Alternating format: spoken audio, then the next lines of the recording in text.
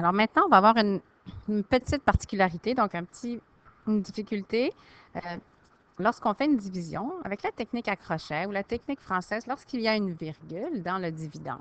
Alors, mon nombre que je veux diviser est 698 et 46 centièmes divisé par 6. Alors, la difficulté n'est pas très grande, mais c'est important quand même de voir cette étape avant de voir la suivante. Alors, comme on le fait toujours, on peut inscrire nos multiples du diviseur, donc les multiples de 6. Ça va nous aider à être plus efficace, surtout si on ne connaît pas bien nos tables de multiplication. Alors, je débute. Je prends le 6, ici, toujours à gauche. 6 divisé par 6. Comme 6 se trouve ici dans la toute première case, je sais que ça va donc être 1. Je fais l'opération inverse, la multiplication, pour confirmer. 1 fois 6, 6. J'inscris mon 6. Je fais ma soustraction pour voir ce que je n'ai pas utilisé. J'ai tout pris. Étape suivante, je fais chercher mon 9. Un chiffre à la fois, je les descends.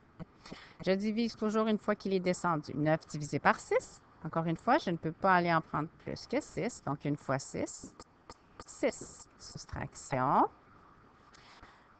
Je soustrais, donc il ne me reste que 3. Je vais chercher mon chiffre suivant. 38. Divisé par 6. Alors, je vois que je pourrais utiliser 36 parmi les 38. Donc, mon mon 36 est à la 6e case. Donc, je vais faire l'opération inverse. 6 fois 6, en effet, 36. Soustraction. Il me reste 2. Étape suivante. Là, j'aimerais bien aller chercher mon 4. Mais je ne peux pas faire abstraction. Il y a une virgule qui me sépare de mon 4. Alors, pour aller chercher mon 4, la seule chose que j'ai à faire, c'est de déplacer ma virgule. Je viens la mettre dans ma réponse. C'est tout. Alors, comme elle n'est plus ici, elle est dans ma réponse. Je peux aller chercher mon 4. C'est tout. Hein, c'est assez simple quand même. J'ai 24 maintenant divisé par 6. Alors, 24 est dans la 4e case. Je confirme en multipliant 4 fois 6, 24. Je soustrais, il ne me reste plus rien. Mais je n'ai pas terminé, il me reste encore un 6 à descendre. Et ça va me permettre de terminer ma division. 6 divisé par 6.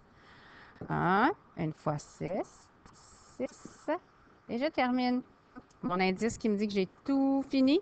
J'ai un 0 et j'ai utilisé tous mes nombres, n'est-ce pas? Alors maintenant, tu peux aller voir la vidéo qui va te permettre de voir qu'est-ce qu'on fait quand il y a un reste dans notre réponse.